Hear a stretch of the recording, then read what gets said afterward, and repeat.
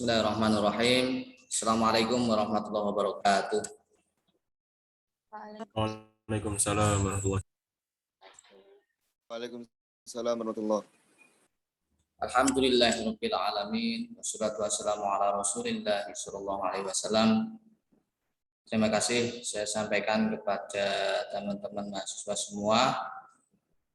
Hari ini kita akan melanjutkan perkuliahan habituasi pertemuan kedua. Sebelum kita lanjutkan, mari kita berdoa kepada Allah Subhanahu wa taala, semoga pagi menjelang siang ini kita diberikan ilmu yang bermanfaat. Berdoa mulai.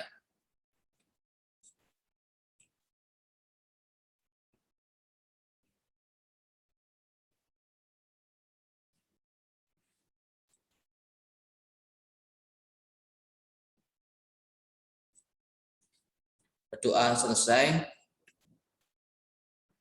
Untuk mengawali perkuliahan hari ini kita akan tilawah. Saya persilahkan teman-teman semua untuk mengambil mushaf Qur'annya ya. Kalau tak ada bisa digawainya boleh. Kita akan tilawah surah Al-Baqarah halaman ketiga. Untuk tilawah hari ini saya minta tolong Mas Yazid memimpin tilawah dan Mbak Dian Nur untuk membacakan sari tilawahnya. Apakah berkenan Mas Yazid sama Mbak Dian? Ya, Ustaz.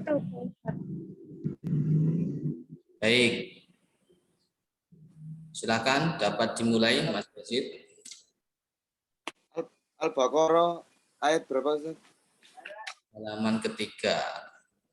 Ayat berapa kemarin Mas Hamzah? Kemarin terakhir ayat 16, hari ini 17. Ya, betul. Berarti ayat 17 sampai ayat 24. Silakan Ya, dapat. Ustaz.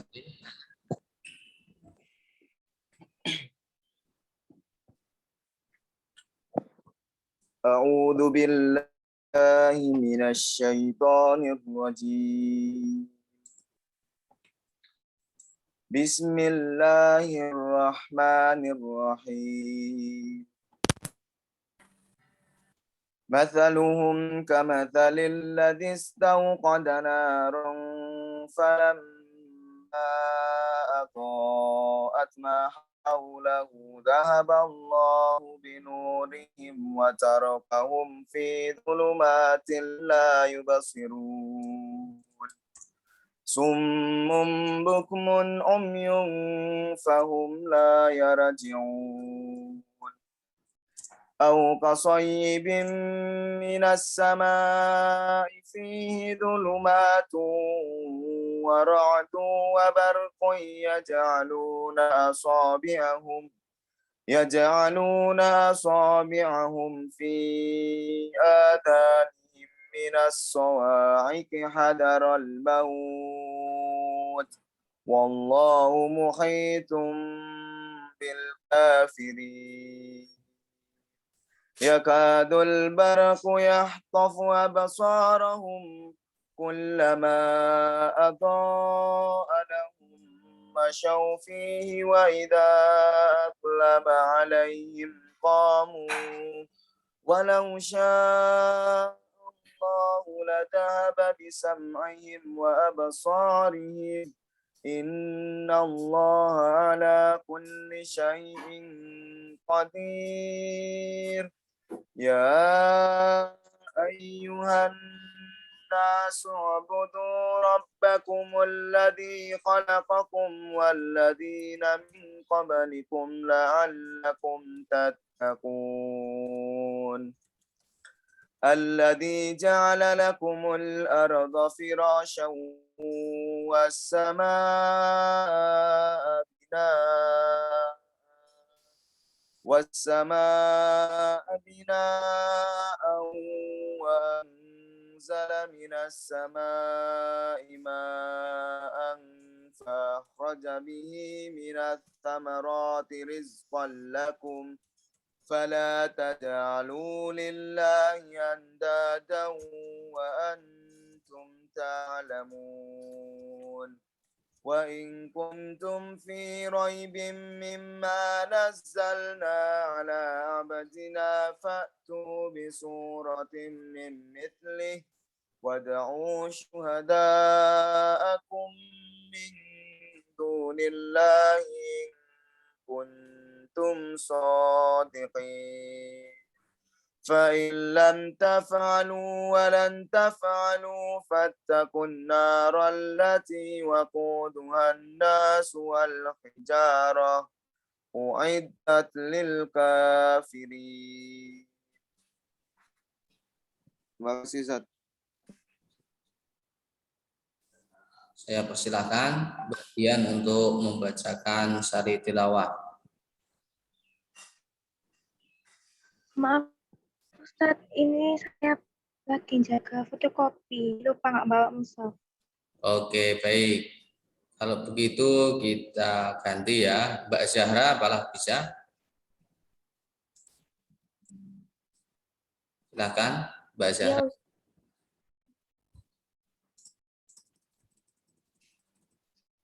sebentar, Ustaz. Baik.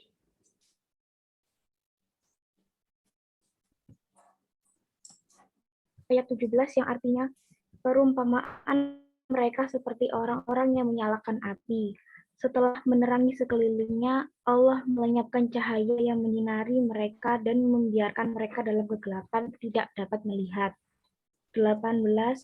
Mereka tuli, bisu, dan buta, sehingga mereka tidak dapat kembali. 19.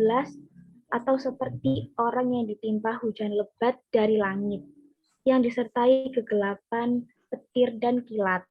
Mereka menyumbat telinga dengan jari-jarinya, menghindari suara petir itu karena takut mati. Allah meliputi orang-orang yang kafir. 20. Hampir saja kilat itu menyambar penglihatan mereka. Setiap kali kilat itu menyinari, mereka berjalan di bawah sinar itu, dan apabila gelap menerpa mereka, mereka berhenti. Sekiranya Allah menghendaki, niscaya Dia hilangkan pendengaran dan penglihatan mereka. Sungguh, Allah Maha Kuasa dan Allah Maha Kuasa atas segala sesuatu. 21. Wahai manusia, sembahlah Tuhanmu yang telah menciptakan kamu dan orang-orang yang sebelum kamu, agar kamu bertakwa. 22. Dialah yang menjadikan bumi sebagai hamparan bagimu dan langit sebagai atap. Dan dialah yang menurunkan air hujan dari langit. Lalu Dia hasilkan dengan hujan itu buah-buahan sebagai rezeki untukmu. Karena itu, janganlah kamu mengadakan tandingan-tandingan bagi Allah, padahal kamu mengetahui. 23. Dan jika kamu meragukan Al-Quran yang kami turunkan kepada hamba kami, Muhammad, maka buatlah satu surah semisal dengannya dan ajaklah penolong-penolongmu selain Allah, jika kamu orang-orang yang benar. 24. Jika kamu tidak mampu membuatnya, dan pasti tidak akan mampu, maka takutlah kamu akan api neraka dan bahan bakarnya manusia dan batu yang disediakan bagi orang-orang kafir.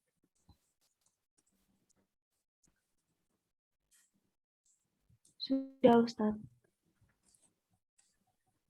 Baik, terima kasih saya sampaikan kepada Mas Yazid dan Mbak Zahra yang sudah memimpin tilawah pada pagi hari ini. Semoga tilawah bersama ini memberikan keberkahan kepada kita semua. Melanjutkan pertemuan sebelumnya terkait dengan ini, saya akan menyampaikan untuk kontrak perkuliahan hari ini ya. Nanti mohon disimak. Saya mohon izin untuk share screen. Sebelum itu, teman-teman silahkan membuka e-learningnya untuk mengisi daftar hadir. Ya. Daftar hadir berbentuk Google Form. Untuk linknya saya taruh di e-learning ya, di halaman muka awal ada pengumuman ya, sebelum mengikuti perkuliahan dimohon semua mahasiswa mengisi presensi. Nah, terus kemudian di bawahnya ada link presensi atau daftar hadirnya. Silakan itu diklik untuk mengisi daftar hadir secara mandiri. Nanti tetap untuk daftar hadir manual tetap saya tulis di sini satu persatu itu.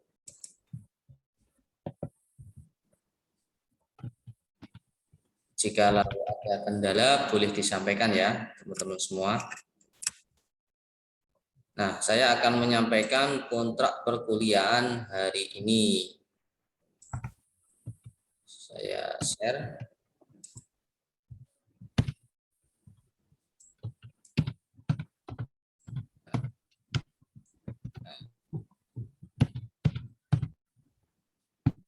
Apakah sudah nampak screen Mas Hamzah? Sudah, Pak.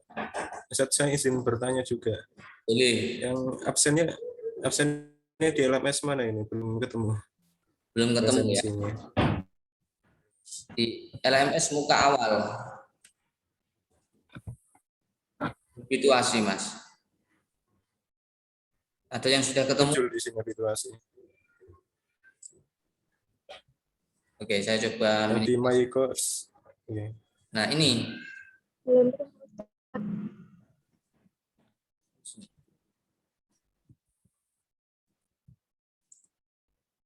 Bentar. Saya coba share screen yang e-learning ya.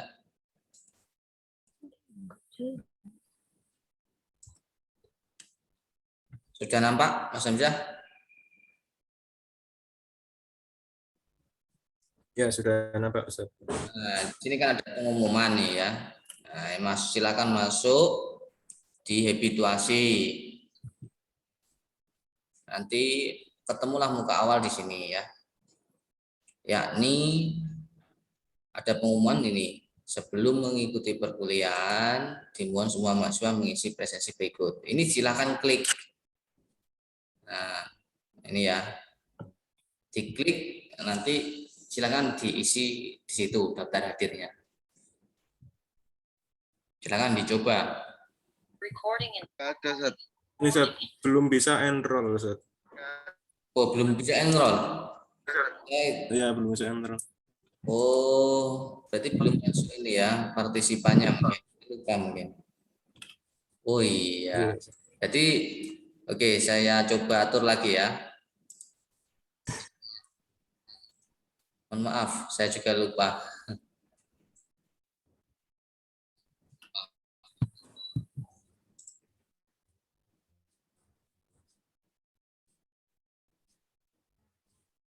Oke, silakan sudah bisa masuk di PGSD, pilih habituasi, nanti di tengah ada kata self enrollment ya atau enrollment. Oke, sampun, Ustaz. Sudah ya? Oke, coba saya cek partisipan.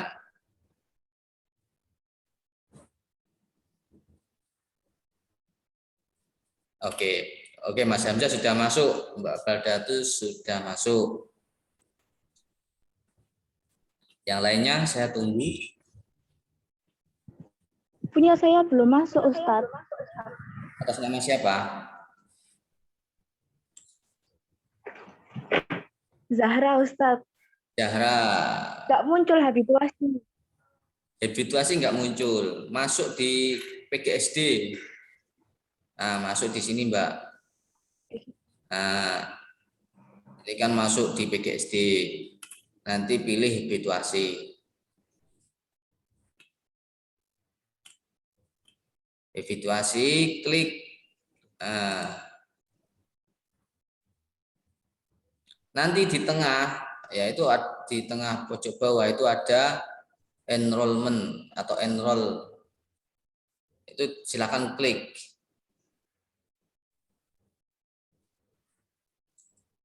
Baru kalau sudah, nanti berhasil sudah masuk.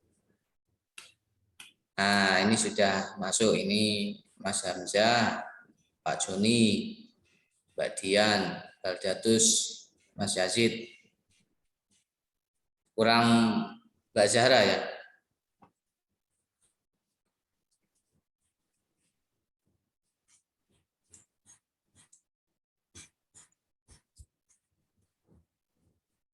Silakan, saya tunggu. Nah, bagi yang sudah, teman-teman dapat mengklik ini ya, daftar hadir. Sudah bisa daftar hadirnya, Mas Hamzah? Sudah Ustaz, barusan sudah isi presensi. Alhamdulillah, itu tinggal klik-klik saja ya, itu Google Form sederhana. Jadi teman-teman nanti ketika memulai perkuliahan ini, silahkan saja langsung masuk e-learningnya. Informasi nanti saya bagi di situ, termasuk materi perkuliahan. Nah, ini kan ada materi perkuliahan hari ini ya. Ini teman-teman dapat unduh sendiri ya, berbentuk PPT. Nanti untuk kegiatan pembelajaran lainnya akan saya unggah di e-learning ini juga. Ya. Termasuk nanti kontrak perkuliahan hari ini ya. Nanti juga saya unggah di sini. Ada yang merasa kesulitan?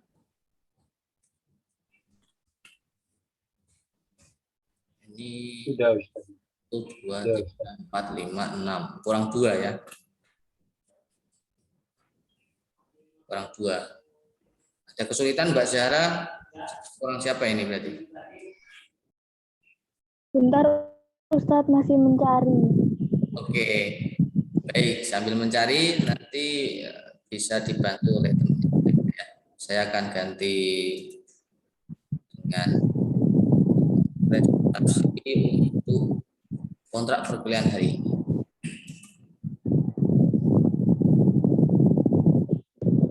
Teman-teman semuanya,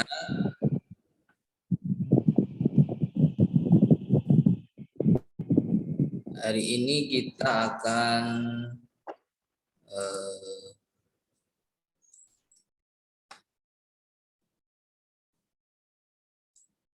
membahas kontrak ya hari ini. Nah, untuk habituasi sendiri ini kita akan belajar selama 1 semester terkait apa materinya. Yang pertama terkait urgensi habituasi. Ini ya. Yang kedua komponen pembentuk habituasi atau kebiasaan. Pertemuan berikutnya nanti cara menumbuhkan habit. Yang keempat, cara mengganti kebiasaan buruk dengan kebiasaan baik. Yang kelima, proses pembentukan habituasi. Terus yang keenam, habituasi dalam perspektif psikologi dan Islam. Pertemuan 7, menganalisis hasil habituasi diri. Pertemuan ke-8 nanti evaluasi hasil habit. 9 nanti meningkatkan proses habituasi. Kemudian dilanjutkan dengan diskusi masalah terkait dengan praktek habituasi itu sendiri dan merancang komitmen diri. Ini selama 1 semester. Kemudian ini indikator nanti dapat dibaca teman-teman mandiri ya. Kemudian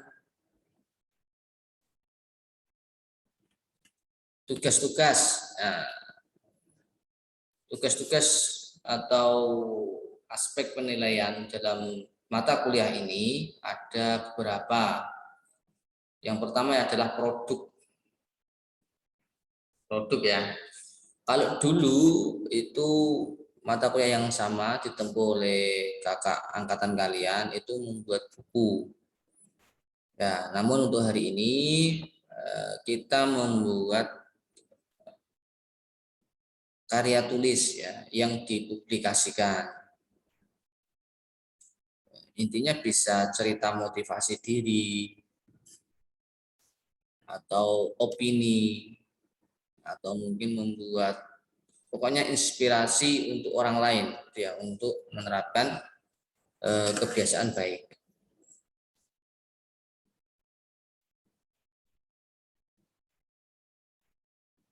Atau kalau mau membuat buku boleh ya, buku cerita inspiratif boleh. Nanti dipublikasikan. Nah, nanti akan saya bimbing gitu ya. Terkait dengan proses membuat karya tulis ini. Nah, untuk produk nanti dikerjakan bertahap dan dibimbingkan pula secara bertahap supaya nanti menghasilkan karya tulis yang bagus dan itu layak terbit. Ini sebagai tugas akhir produk ya. Untuk portofolio nanti ya ada wawancara dan unjuk diri terkait dengan pelaksanaan habit harian. Itu penilaian portofolio. Yang ketiga adalah afektif. Afektif ini adalah sikap kehadiran dan perkuliahan. Nah, kalau bisa yang pertama memiliki catatan dan tulisan supaya tangannya lemes. Yang kedua, semua mendapat nilai 100 nanti ya. Nah, ngantuk, tidak fokus, otomatis langsung 0. Alpha atau tanpa keterangan di nilai afektifnya nilai 0. Izin dengan surat itu dapat nilai 80. Misal saya izin, saya hari ini nggak masuk, kemudian izin, berarti sudah dapat nilai 80. Kalau tanpa izin ya berarti kan alfa, berarti 0. Sakit ya dengan surat juga sama, dapat nilai 80. Itu untuk aspek afektif. Kemudian psikomotor yakni bimbingan karya tulis ya. Jadi tugas produknya ini individu ya. Dan nanti dibimbingkan bertahap pertemuannya. Jadi misal hari ini membuat kerangka tulisan terlebih dahulu, apa yang ingin saya bagikan. Nah, itu kan strateginya teman-teman tentunya nanti menyiapkan data dan bukti-bukti habituasi untuk bisa diceritakan, bisa menginspirasi orang lain.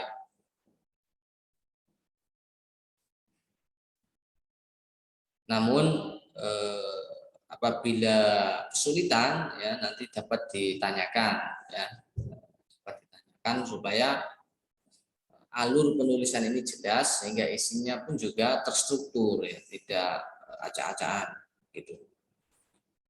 Nah, apa produknya tadi saya ulangi lagi yakni karya tulis yang dipublikasikan. Ya bisa cerpen atau cerita inspiratif atau mungkin kolom opini di koran ya boleh. Pada intinya ini membuat karya yang dipublikasikan tentunya berkaitan dengan habit teman-teman secara mandiri gitu ya. Semisal saya buat cerpen di situ Ustaz, saya ingin publikasikan, nah, nanti penokohannya saya sendiri boleh ya.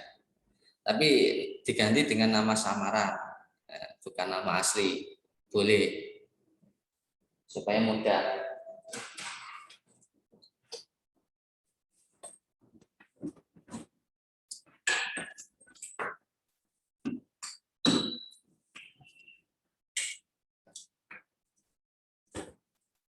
Atau mungkin ya. Karya jenis karya yang lainnya itu ya.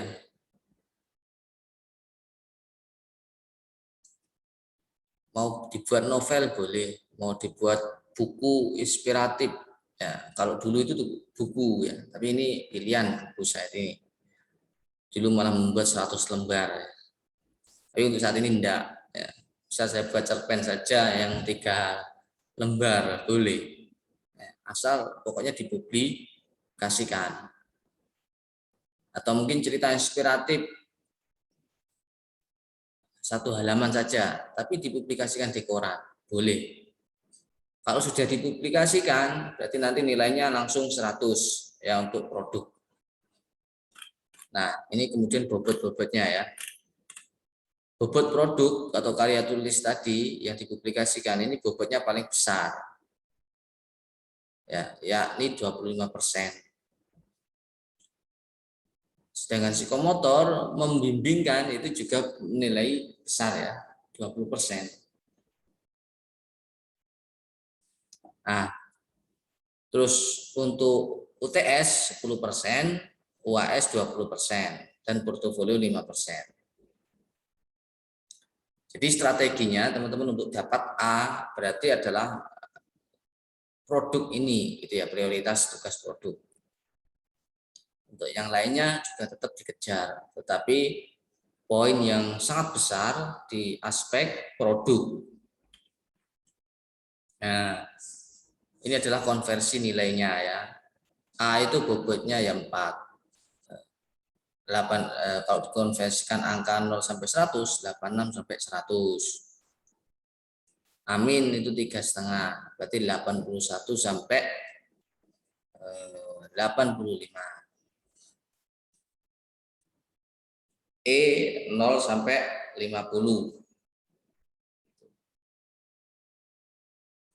Nah, berarti kalau nanti saya kasih nilai, misal nilai teman-teman ini produknya sudah dapat 100, berarti otomatis aspek produk otomatis nilai A. Tetapi untuk aspek yang lainnya kan perlu dirata-rata nanti. Baru nanti dikonversikan ke bobot nilai ini. Itu ya.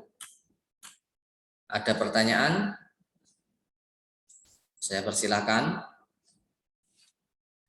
Iya, Assalamualaikum warahmatullahi wabarakatuh, Ustaz. Waalaikumsalam, Pak Joni. Ya, mengenai masalah izin tadi, Ustaz, kalau pakai surat masih dapat 80. Ya, berkaitan itu, apakah ketika izin itu tertulis, itu dikirim langsung ke Al-Hikmah atau bisa lewat format WA atau yang lain, dan juga apakah berkaitan izin itu bisa langsung dikonfirmasi kepada pihak atau dosen atau prodi lewat WA dengan menyampaikan secara langsung, yaitu gimana Ustaz untuk penilaian tersendiri. Dan yang ketiga, masalah pembuatan produk Ustaz. Apakah produk itu ketika dibuat itu nanti kita yang akan mempublikasikan tersendiri atau melalui dosen pembimbing untuk diklarifikasi terlebih dahulu atau gimana? Terima kasih Ustaz. Assalamualaikum warahmatullahi wabarakatuh. Waalaikumsalam warahmatullahi wabarakatuh. Terima kasih Pak Joni. Untuk pertanyaan pertama nampaknya saya kurang jelas ya, nanti bisa diulangi. Saya mulai jawab pertanyaan kedua. Terkait izin, ya izinnya karena sekarang masih daring, bisa melalui WhatsApp ya, atau WA. Silakan diketik, misal karena ini mata kuliah saya ya, jadi berlaku di aturan mata kuliah ini, habituasi. Boleh nanti silakan ditulis saja WA secara personal ke saya. Misal nih contoh ketikannya begini, Assalamualaikum Ustaz. Saya mohon maaf mengganggu. Saya izin untuk misal keperluan mengantar anak ke sekolah. Ini misal ya.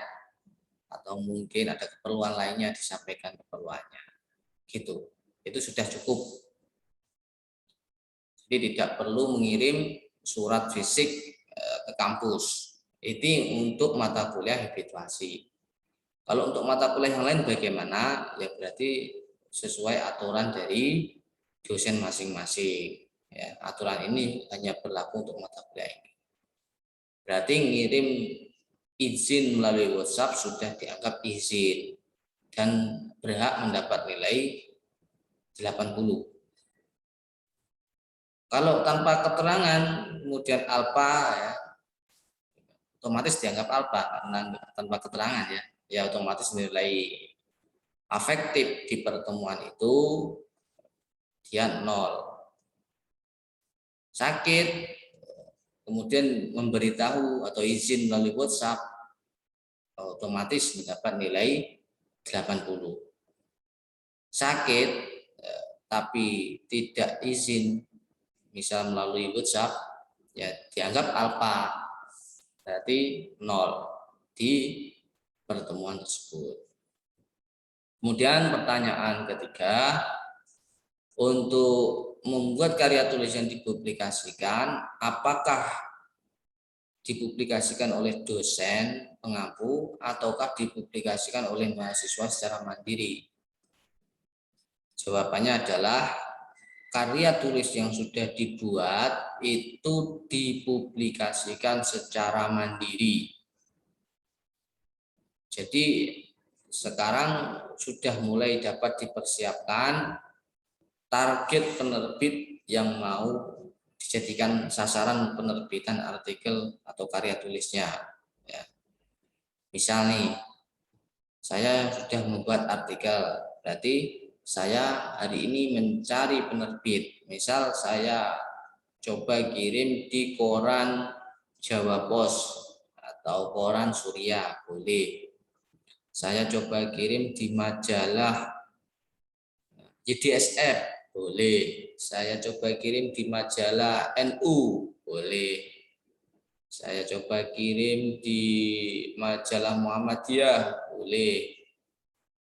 Atau saya coba kirim, saya nggak membuat artikel cerpen atau cerita motivasi. Saya tulis karya ilmiah. Saya mau terbitkan di proceeding juga boleh, atau di jurnal juga boleh. Pada intinya adalah mempublikasikan karya sendiri, dilakukan mandiri oleh masing-masing mahasiswa. Mau dipublikasikan di jurnal boleh, di koran boleh, majalah boleh, penerbit buku boleh. Yang tidak boleh itu adalah dipublikasikan di blogger ya, sejenis blogger atau mungkin Kompasiana, itu bukan penerbit ya. Walaupun kita bisa menerbitkan, tapi itu berjenis blogger, bukan penerbit. Teman-teman nanti dapat browsing secara mandiri mana yang termasuk penerbit dan mana tidak. Di googling saja nanti muncul. Misal penerbit Erlangga mau mempublikasikan, boleh. Misal penerbit Alfa Beta, boleh. Atau penerbit nama-nama yang lainnya. Itu Pak Joni, ada klarifikasi, monggo. Iya, Ustadz. Apakah ketika kita mau menerbitkan, apakah perlu diklarifikasi atau dikoreksi terlebih dahulu kepada dosen pembimbing atau tidak? Oke.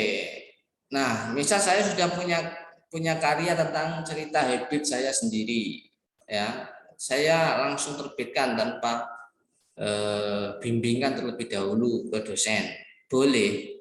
Nah, boleh. Nah, pembimbingan itu kan sifatnya untuk membantu teman-teman yang merasa kesulitan. Namun teman-teman yang secara mandiri bisa menganggap tulisannya ini layak terbit, ya langsung saja diterbitkan, ya, tidak perlu dibimbingkan. Namun apabila masih belum yakin, ya nanti kita bimbing satu persatu.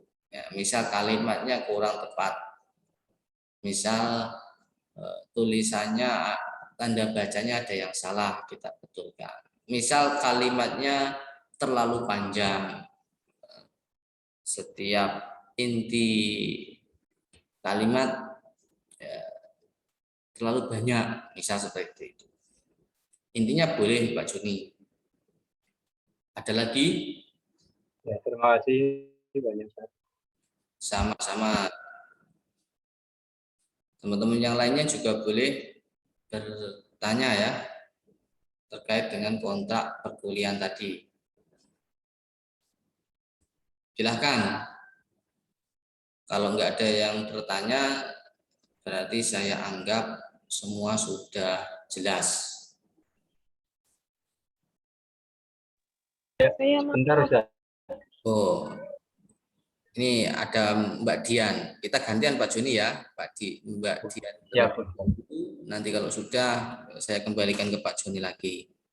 Silakan Mbak Dian. Untuk yang portofolio tadi bagaimana nggih Ustaz? Portofolio. Saya kurang paham. Nggih. Ya, untuk portofolio itu sifatnya insidentil ya.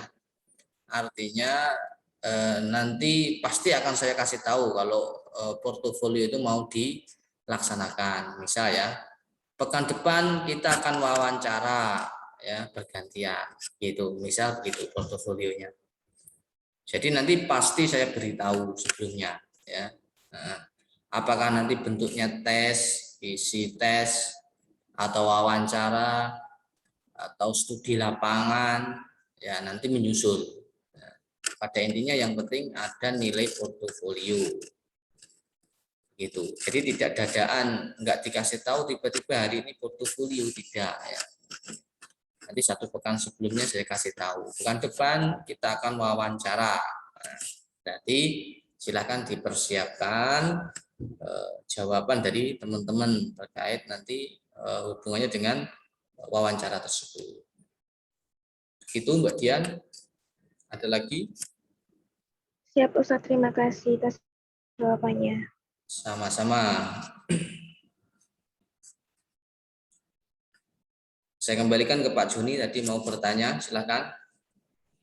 Iya, kebetulan sudah ditanyakan. Terima kasih. Sudah jelas. Pertanyaannya sama ya, Pak Joni.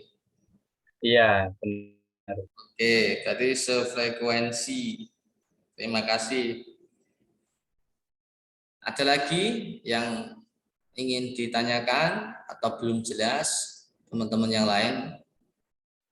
Saya kasih kesempatan.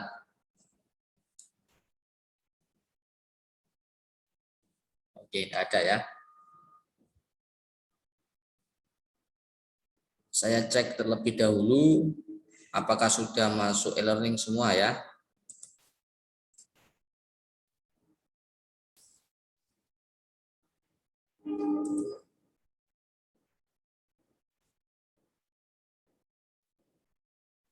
Nah, Mbak Zahra sudah masuk. Saya bacakan yang sudah masuk ya. Zahra Bella, Hamzah Faruk, Joni Firman, Dian Nur, Baldatus Sylvia, Angela Stefani, Ahmad Yazid, Sofi Yulia. 1, 2, 3, 4, 5, 6, 7, 8. Baik, sudah lengkap ya. Teman-teman dapat mengisi presensi ya di halaman muka awal di e-learning. Tadi Mas Hamzah sudah bisa. Teman-teman yang lain apakah mengalami kesulitan? Alhamdulillah tidak, Ustadz. Oke, alhamdulillah tidak ya. Silakan namanya dicari di situ ya. Memang banyak itu nama-nama ya. Di prodi lain juga ada.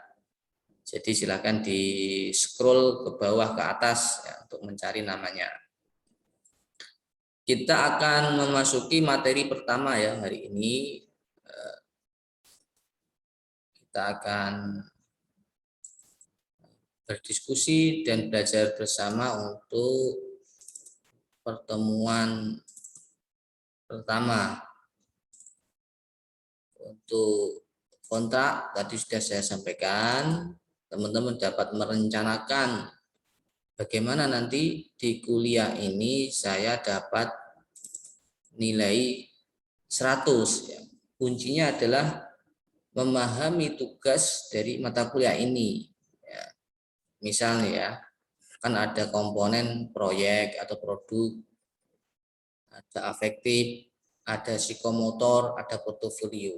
Ya, teman-teman untuk dapat nilai A, ya berarti harus bisa menuntaskan semua tugas tersebut. Itu bisa menuntaskan semua tugas tersebut. Misal tugas proyek harus terbit untuk dapat nilai A atau 100, ya berarti mulai saat ini sudah mulai dipikirkan, atau mungkin nanti setelah perkuliahan ini sudah mulai dapat dikerjakan. Saya akan izin share terkait materi hari ini ya. Ada pertanyaan dari Pak Joni, kontrak perkuliahan nanti di-share. Betul, nanti saya share di e-learning ya. Teman-teman dapat lihat di situ. Itu Pak Joni ya. Sudah nampak di screen-nya Mbak Sylvia? Oke. Sudah, Ustaz. Oke, sudah ya. Terima kasih. Ya. Hari ini kita akan belajar komponen pembentuk habituasi. Nah, pada pertemuan hari ini ya, teman-teman harus yang pertama dapat mengetahui komponen habituasi. Yang kedua, mahasiswa dapat menganalisis komponen pembentuk habituasi. Menganalisis sih dalam bahasa Jawa metani ya. Mengidentifikasi, mencari tahu, ya, mengklasifikasikan, mengkelompokkan. Itu termasuk menganalisis. Yang ketiga, mahasiswa dapat memupuk komponen pembentuk habituasi. Artinya memupuk di sini adalah meningkatkan, memperbaiki, atau merubah menjadi baik. Ini yang dimaksud memupuk. Yang keempat, bisa mengevaluasi komponen pembentuk habituasi. Evaluasi ini artinya menilai terhadap standar. Misal komponennya ada 4, nah, apakah di diri saya itu 4 komponen itu masing-masing sudah ada atau ada yang kurang? Kalau ada yang kurang berarti dilengkapi. Kalau belum muncul berarti dimunculkan. Ini yang dimaksud mengevaluasi. Jadi definisi secara epistemologi mengevaluasi adalah menilai sesuai standar untuk mencapai tujuan. Nah, teman-teman semuanya, komponen habituasi ada apa saja? Nah, ini ada 4 komponen pembentuk habituasi. Gitu ya. Jadi 4 aspek ini prasyarat untuk memunculkan habit atau kebiasaan.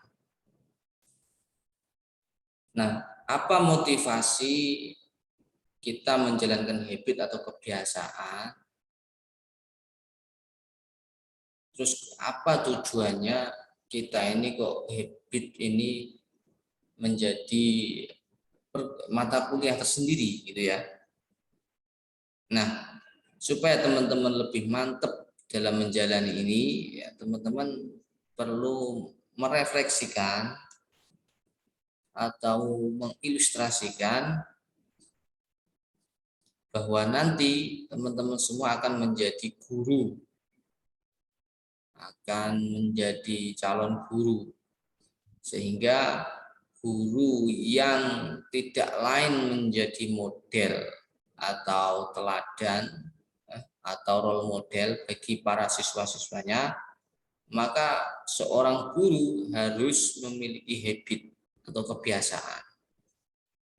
Tentunya yang dimaksud habit di sini adalah habit baik atau kebiasaan baik. Nah, jikalau kita terbiasa disiplin, otomatis nanti siswa kita juga akan berupaya untuk disiplin. Sebaliknya, misal kita tidak disiplin, ya otomatis pula siswa-siswa yang menjadi murid kita nanti juga tidak akan disiplin. Oleh karena itu, keyakinan yang demikian itu menjadi motivasi kita untuk menjadi guru yang memiliki habit baik.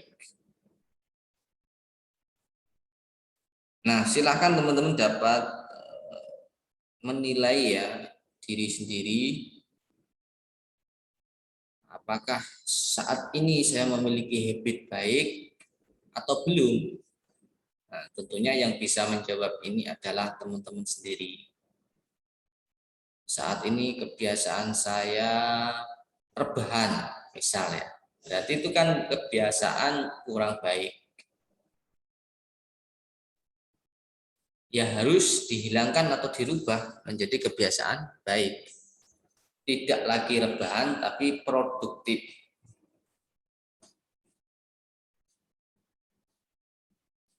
Saat ini saya terbiasa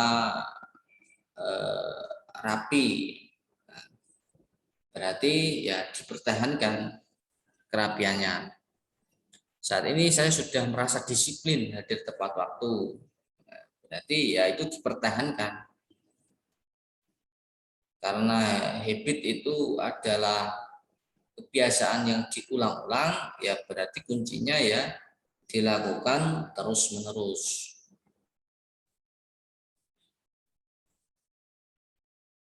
Nah, apa komponen? Yang pertama adalah sadar terlebih dahulu. Sadar. Apa ini yang dimaksud sadar? Nah, ini ya. Sadar itu berhubungan dengan hati. Ya, hati. Hati ini adanya di, kalau hati fisik ya, berarti ya di dada itu ya. Itu ada organ tubuh namanya hati. Tapi yang dimaksud di sini adalah hati yang berhubungan dengan perasaan, kepekaan. Itu yang dimaksud di hati. Nah, kita untuk bisa memiliki habit ya harus sadar. Apa yang kita lakukan itu merupakan inisiatif saya sendiri. Itu yang dimaksud sadar. Seperti teman-teman sholat.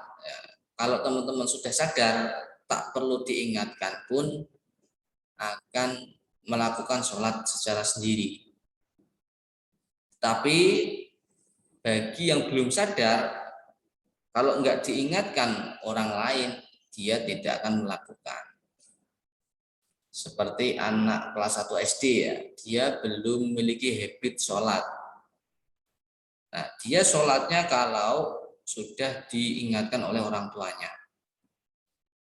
Namun kalau dia sudah sadar, tanpa diingatkan oleh orang tua pun, dia akan sholat secara mandiri. Itu yang dinamakan olah hati. Makanya teman-teman dalam mempraktekkan habit ini ya harus sadar betul bahwa ini berangkat dari inisiatif saya sendiri. Orientasinya apa untuk bisa sadar? Ya berarti orientasinya seperti yang saya sampaikan di awal, yakni kita niatkan ini ibadah. Yang namanya ibadah berarti ada nilai pahala. Itu ya. Kebiasaan baik pasti ada nilai ibadahnya, gitu ya. Jadi kita niat dalam hati, kemudian kita ucapkan, kemudian kita praktekkan, ya, kemudian menginspirasi orang, maka hal itu akan menjadi amal jariah kita. Bagi siapapun yang melihat habit kita, kemudian mereka terinspirasi dan melaksanakan, ya insya Allah itu nanti juga kita dapat pahalanya, gitu ya. Makanya ini harus dilakukan dengan niat yang betul karena Allah, ya. Bukan hanya karena untuk mencapai nilai kuliah mendapat A saja. Kalau itu bonus, ya kita anggap bonus. Tapi untuk nilai lebih, ya kita niatkan ini menjadi ibadah. Yang kedua, setelah kita sadar, kita motivasi. Motivasi ini adalah dorongan yang melatar belakangi perbuatan ini terjadi. Jadi apa sih motif saya kok saya ini bisa memiliki habit gitu. Makanya ini harus kita dorong supaya kuat motivasinya. Seperti yang kita tahu ya, orang yang memiliki motivasi biasanya dia cenderung berprestasi. Tetapi yang tidak memiliki motivasi ya biasa-biasa saja. Itu rumus umum. Karena motivasi ini berkaitan dengan obsesi seseorang ya untuk bisa mencapai hal sampai berhasil. Kemudian yang berikutnya ya, ini adalah praktek. Praktek ini melakukan perbuatan yang sama setiap hari. Nah, ini namanya olahraga. Kalau kita ingin disiplin ya berarti fisik kita harus sehat. Harus olahraga. Tak mungkin orang yang disiplin dia fisiknya lemah. Ya, kalaupun ada, ya berarti itu ujian bagi mereka. Rata-rata walaupun fisiknya dianggap lemah, tapi dia prima sebenarnya, gitu ya. Sehingga dia bisa menjalankan. Makanya harus fisik juga harus kuat untuk bisa memiliki habit yang baik. Tanpa fisik yang kuat atau fisik yang sehat, ya, hal itu akan terganggu. Yang terakhir adalah komitmen. Komitmen ini adalah olah rasa dan karsa. Namanya rasa berarti berada di dalam jiwa kita. Namanya komitmen ini bertekad untuk mewujudkannya dalam segala kondisi dan situasi. Jadi kalau kita ingin memiliki habit membaca buku, ya, kapanpun, dimanapun, walaupun sibuk, tidak sibuk, penting, tidak penting, kalau kita sudah memiliki habit untuk membaca buku, berarti kita akan membaca buku. Gitu. Sehingga tidak terpengaruh oleh yang namanya situasi dan kondisi. Nah, teman-teman dapat mengamati ya, orang yang memiliki habit baik, ya dia akan menerjang kondisi dan situasi. Itu sudah pasti.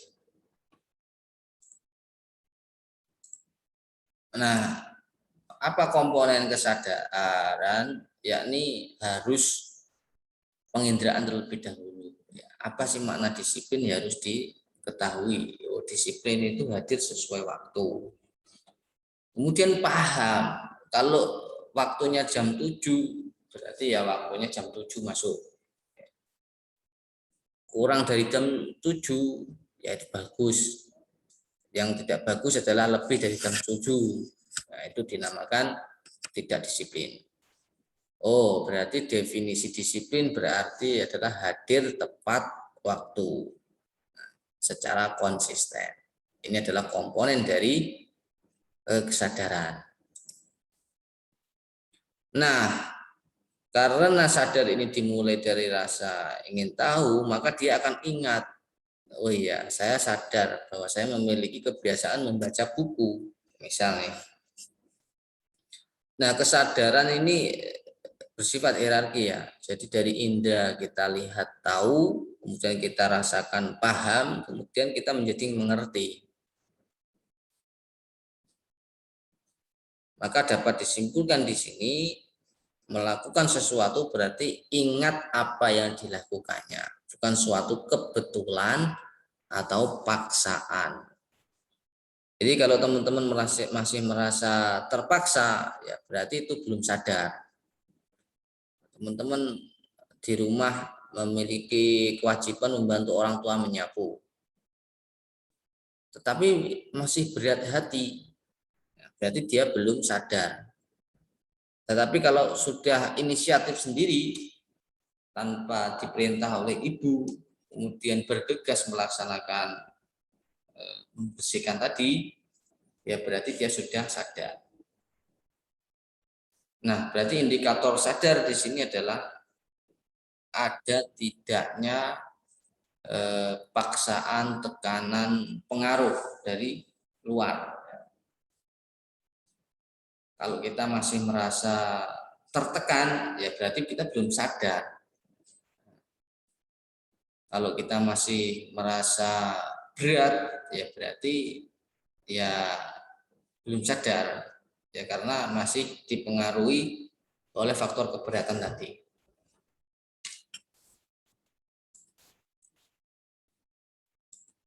Nah, berikutnya adalah motivasi ya. Motivasi ini adalah proses yang menjelaskan intensitas, arah, dan ketekunan. Motivasi merupakan alasan yang menjadi dasar perilaku yang dilakukan seorang. Misal, teman-teman motivasinya ingin dapat nilai A, ya berarti teman-teman menjalankan habit itu orientasinya adalah dapat nilai A.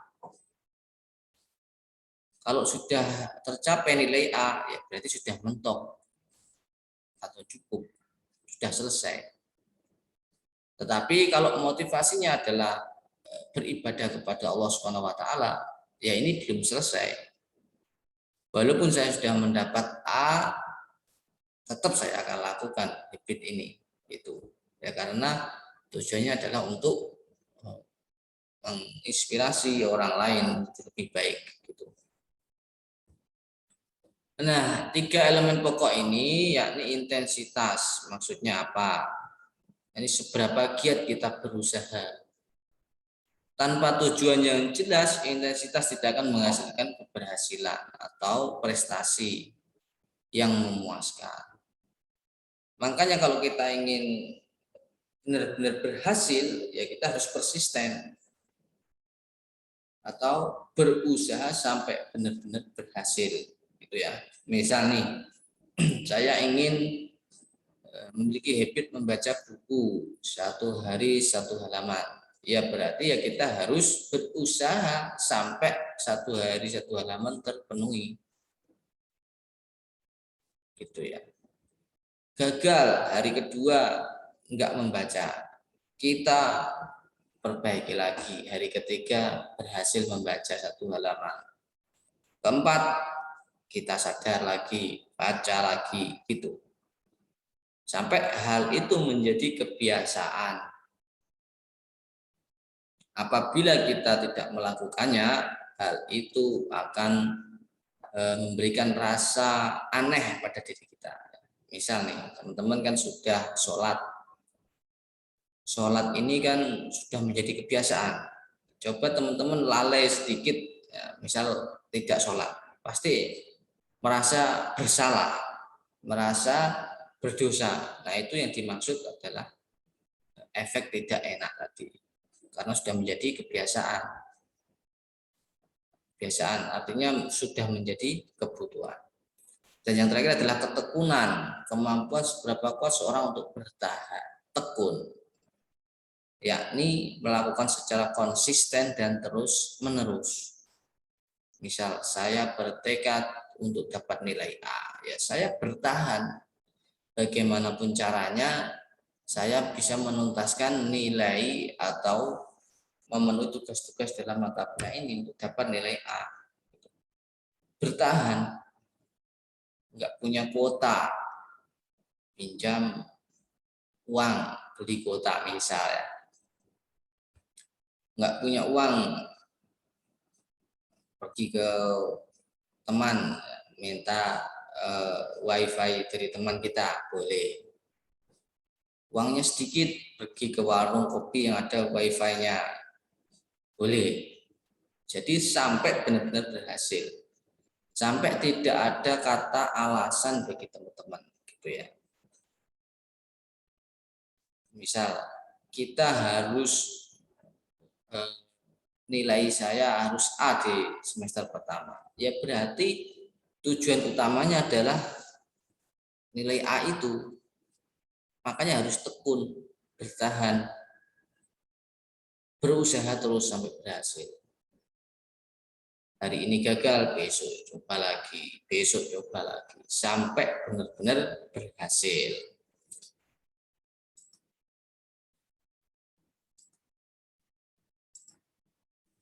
Nah,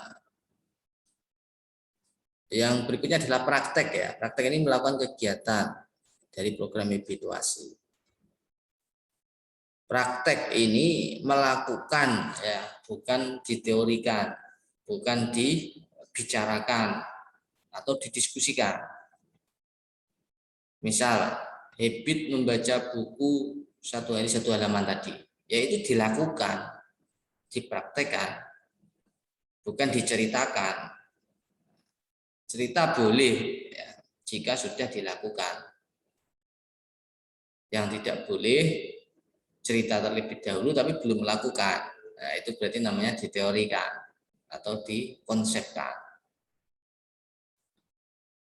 Jadi polanya adalah dilakukan terlebih dahulu baru diceritakan, bukan sebaliknya ya. Saya sudah membaca buku 1 halaman, ya itu berarti sudah praktek. Bukan bicaranya saya akan membaca buku, ya berarti itu kebalik. Jadi prinsipnya adalah dilakukan dulu baru diceritakan. Nah, untuk tugas tadi ya berarti dilakukan dulu. Tugas proyek tadi ya, tugas produk. Saya coba lakukan habit selama 1 pekan, berhasil. Baru dibuat karya tulisnya. Bukan dibuat karya tulisnya baru dilakukan. Makanya untuk 1 pekan ini kita adalah praktek habit baik. Banyak sekali yang bisa kita lakukan. Contohnya membaca buku 1 hari 1 halaman, membaca Quran 1 hari 1 juz misalnya. Kalau enggak ya 1 hari 1 atau setengah juz atau 1/4 juz atau 1 halaman boleh. Yang penting dipraktekkan terus-menerus. Atau saya ingin habit disiplin sholat. Jadi kalau dengar adzan langsung pergi ke sholat. Besok adzan langsung sholat. Besoknya lagi adzan langsung sholat gitu. Dipraktekkan.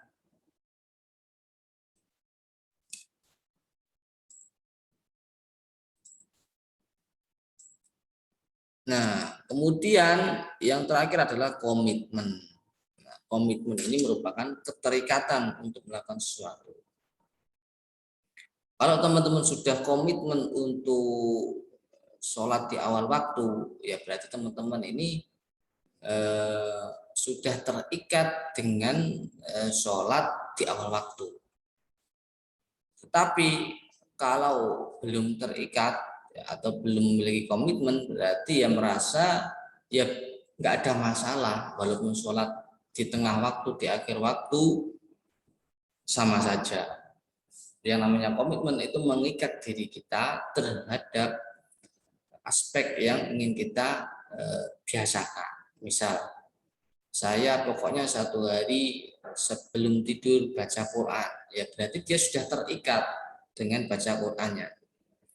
Makanya komitmen ini berhubungan dengan kewajiban, tanggung jawab, kepekaan, dan keterikatan. Kewajiban ini sesuatu yang harus dilakukan. Tanggung jawab itu sesuatu atau berani menanggung. Makanya orang yang bertanggung jawab, dia berani menanggung. Misal, saya capek, saya berani tanggung capek. Saya hadapi kecapean itu. gitu ya, artinya bisa dilawan. Peka artinya ya sadar diri tadi gitu ya, oh iya waktunya saya belum baca Quran hari ini, maka saya peka, saya ingat. Nah makanya ini tadi kemudian jadilah nanti terikat atau terbatas gitu ya, itu yang dinamakan komitmen.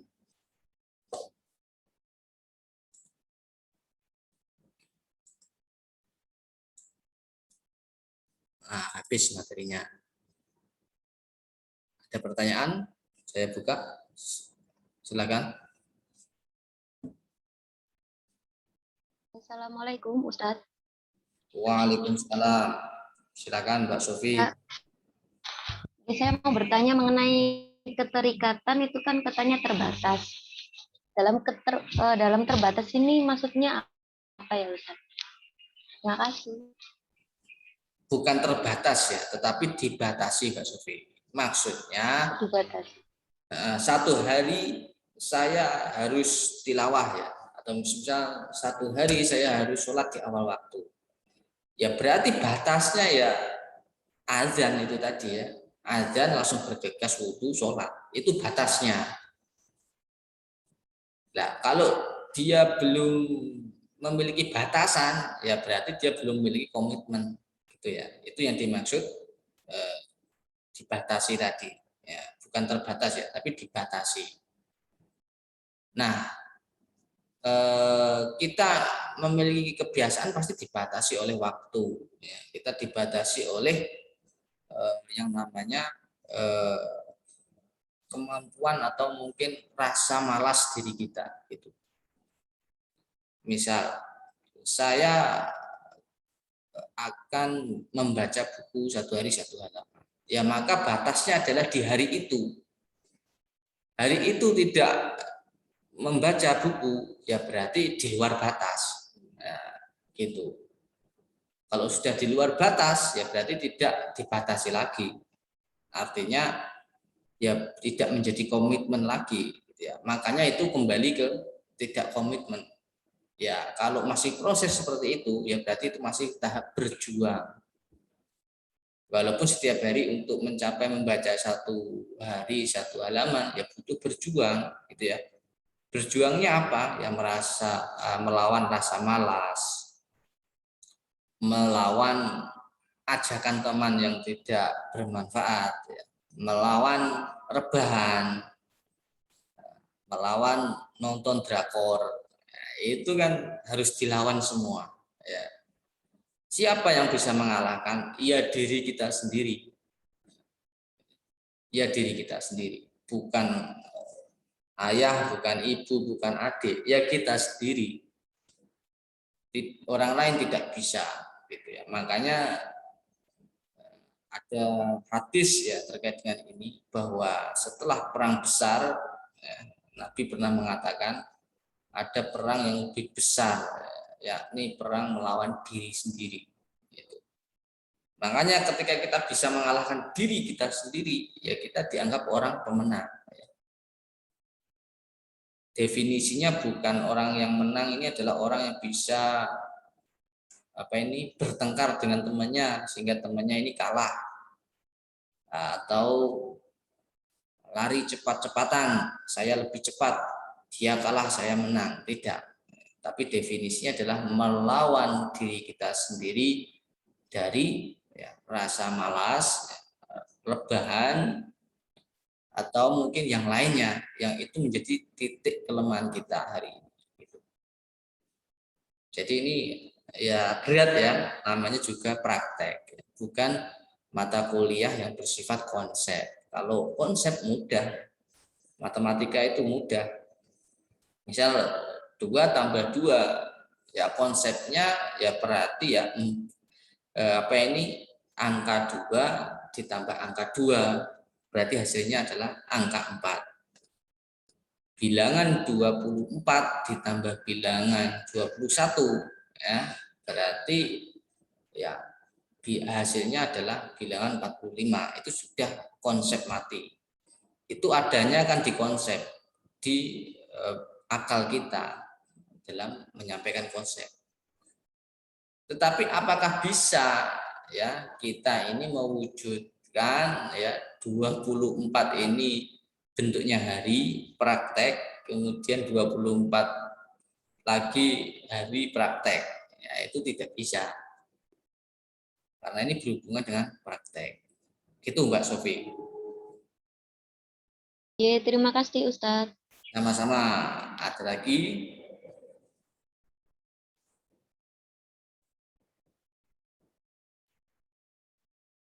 Saya persilahkan jika ada pertanyaan.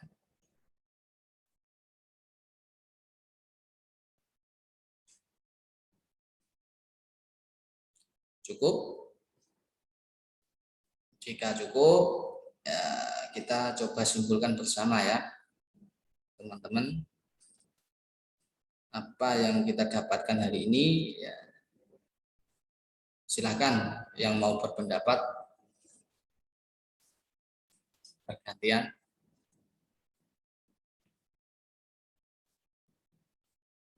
Oke, tak ada yang mengangkat ya. Kita awali dari Mbak Zahra Bella.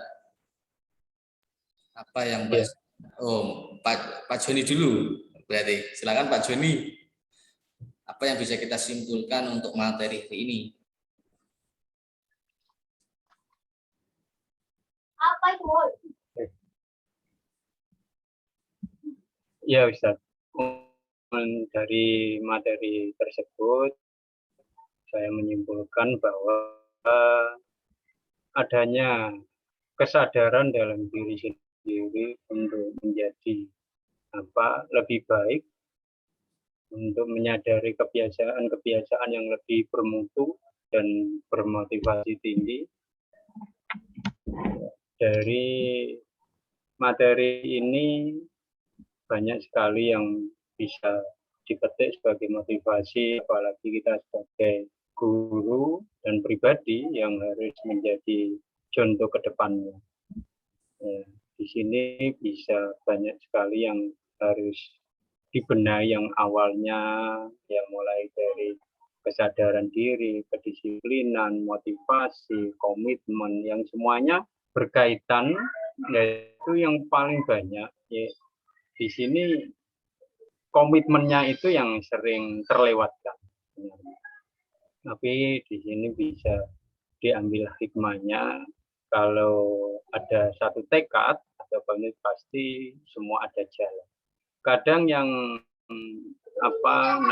yang disadari bagi seseorang yang sulit untuk diungkapkan, yaitu penyadaran diri bahwa kita itu kurang di sini, tapi sulit untuk mengungkapkan, berusaha malah untuk memendam diri bahwa itu dianggap sesuatu ketika tabu, sesuatu ketika diungkap ada rasa malu. Nah, rasa tekad ini yang harus dipangkas, itu di situ yang menjadi alasan biasanya untuk melakukan sesuatu dan merasa motivasi dalam diri sendiri itu disembunyikan, bukan tersembunyi, sengaja disembunyikan sehingga harusnya itu muncul, keilmuannya itu muncul atau kemampuannya itu muncul, jadi menjadi benteng atau sekat tersendiri untuk diri. Mungkin sebagian seperti itu, Ustaz. Terima kasih. Terima kasih Pak Joni. Ada lagi? Assalamualaikum. Terima kasih Pak Joni. Ada lagi teman lainnya yang ingin menyimpulkan untuk materi hari ini?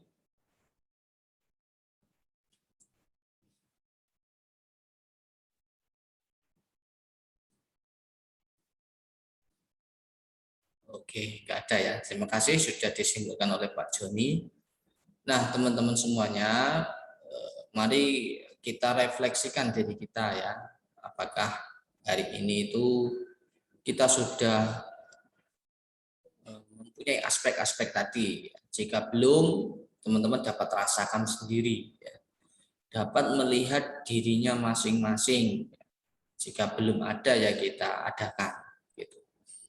Nanti mulai pekan depan kita akan coba praktekkan, gitu ya, praktekkan. Hari ini kita cukupkan untuk materi terkait dengan komponen pembentuk habituasi. Ada pertanyaan?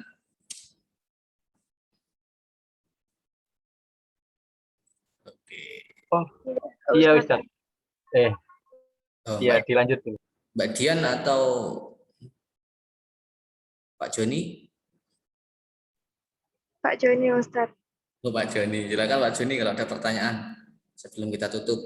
Iya, ya yang tadi Ustaz menindaklanjuti ya, ada ini muncul baru teringat untuk apa tugasnya nanti itu, apakah tiap setelah disampaikan seperti ini langsung dibuat satu tugas sebagai bentuk komponen dasar pembentukan materi, atau nanti nunggu instruksi selanjutnya? Terima kasih Ustaz.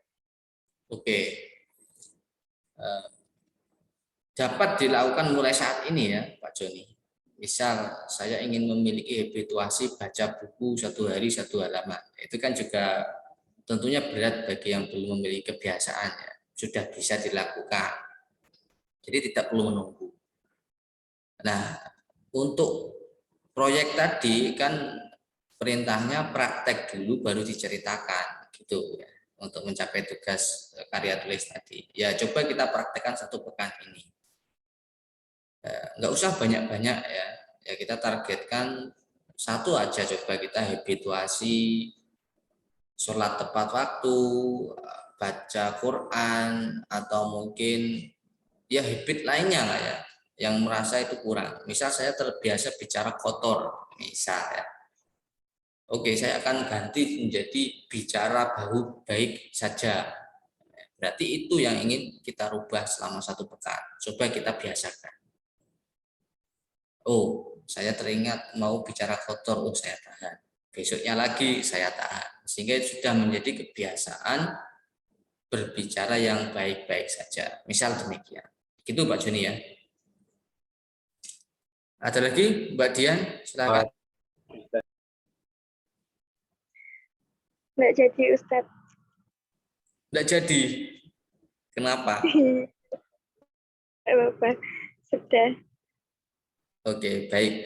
Terima kasih teman-teman semuanya ya sudah menyimak materi hari ini dengan baik.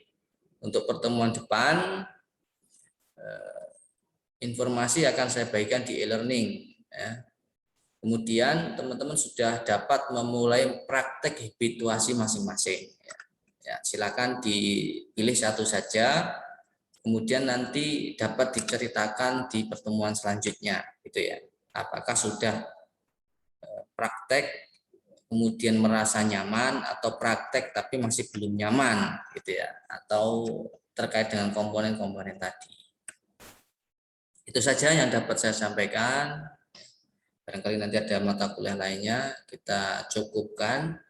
Mari kita akhiri dengan doa kafaratul majelis. Subhanakallahumma bihamdika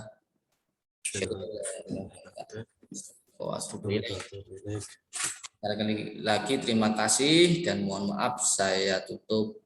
Assalamualaikum warahmatullahi wabarakatuh. Waalaikumsalam warahmatullahi wabarakatuh. Ya, teman-teman boleh live. Silakan. Saya akhiri ya. Iya, Ustaz.